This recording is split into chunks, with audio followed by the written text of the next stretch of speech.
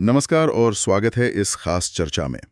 आज हम सीधे भगवत गीता के बिल्कुल शुरुआत में जा रहे हैं। बिल्कुल। पहला श्लोक, हाँ जो धृतराष्ट्र ने कहा था हाँ कुरुक्षेत्र के मैदान से। हाँ हमारे पास जो जानकारी है उसके आधार पर हम इस पहले बहुत ही महत्वपूर्ण श्लोक को समझने की कोशिश करेंगे। हाँ मतलब इसके पीछे क्या है, कौन लोग हैं और इसका गहरा मतलब क्या है। हाँ तो चलिए शुरू करते हैं। जरूर।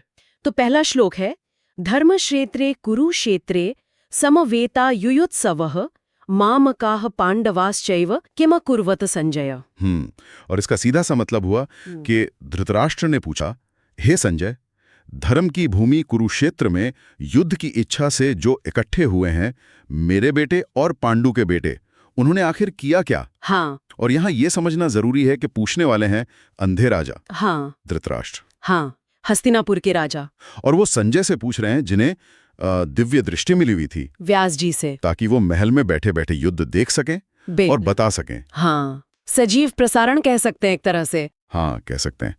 तो सबसे पहले बात करते हैं उस जगह की, कुरुक्षेत्र। ये तो एक असली जगह है ना। हाँ हाँ बिल्कुल, आज के हरियाणा में है ये जगह। ऐतिहासिक। पर इसे धर्म क्षेत्र भी कहा गया है, ये क्यों? मतलब इसका क्या महत्व है? यहाँ बात थोड़ी दिलचस्प हो जाती है। बिल्कुल। देखिए, स्रोत यही बताता है कि ये सिर्फ एक भौगोलिक जगह नहीं थी।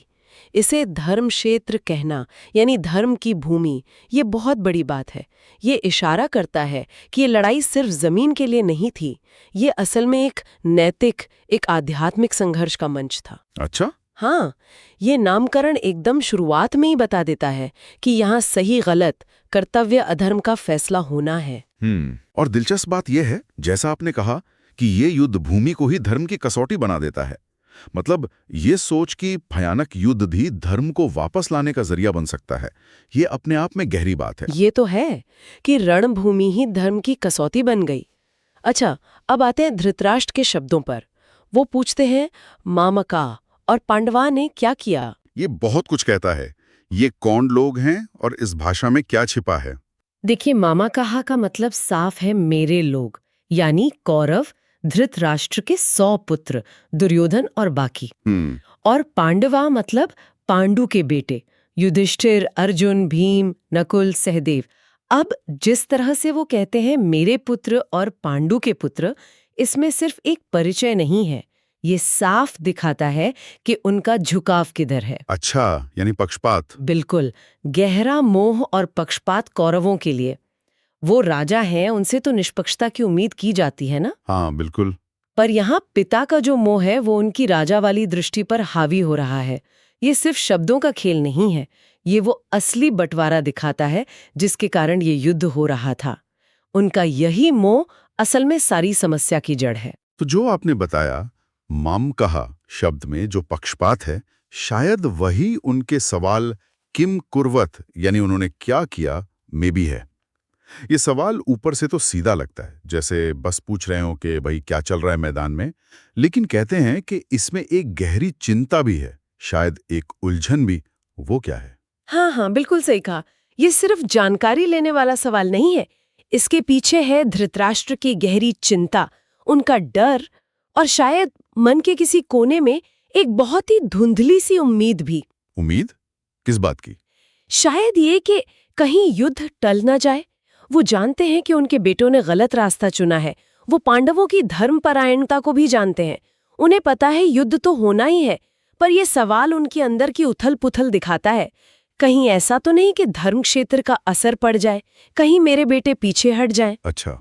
श्रोता इस बात पर भी जोर देता है कि उनकी जो शारीरिक अंधता थी, वो कहीं ना कहीं उनकी नैतिक अंधता से जुड़ी हुई थी। मतलब धर्म और न्याय को लेकर भी वो आंखें बंद किए हुए थे, अपने मोह के कारण। हाँ, अपने मोह के कारण।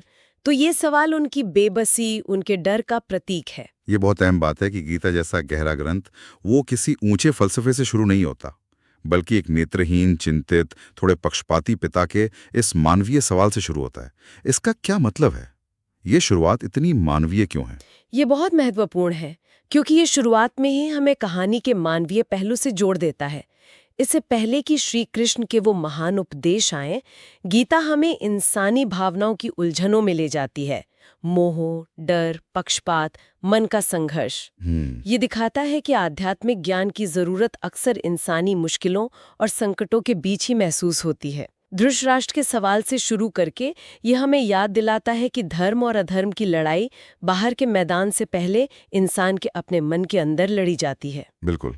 तो अगर हम इस पहले श्लोक से कुछ मुख्य बातें निकालें तो पहला तो ये कि युद्ध का मैदान दोहरा है, कुरुक्षेत्र भी है और धर्मक्षेत्र भी, यानी नैतिक कसौटी भी। सही। दूसरा, धृतराष्ट्र का सवाल सिर्फ जानकारी के लिए नहीं बल्कि उनके गहरे पक्षपात, उनकी चिंता, उनके अंदर के द्वंद्व को दिखाता है, खासकर वो मामका शब्द। हाँ, बिल्कुल। और तीसरा, ये जो मानवीय उथल-पुथल है, यही गीता के जो बड़े मुद्दे हैं, जैसे धर्म यानी कर्तव्य क्या है, मोह से कैसे छूटें, सही कर्म क्या है, उनके लिए एक जमीन तैयार करती है। आपने एकदम सही निचोड़ बताया। और अंत में श्रोताओं के लिए एक विचार छोड़ सकते हैं जो इसी बात से जुड़ा है। धृतराष्ट्र की शारीरिक अंधता और उनकी नैतिक अंधता। ये हमें सोचने पर मजबूर करता है कि हमारी अपनी जिंदगी में हम कब और कहाँ अपने लगाव, अपने पूर्वाग्रहों, अपने मेरा तेरा के चक्कर में नैतिक रूप से अंधे हो जाते हैं।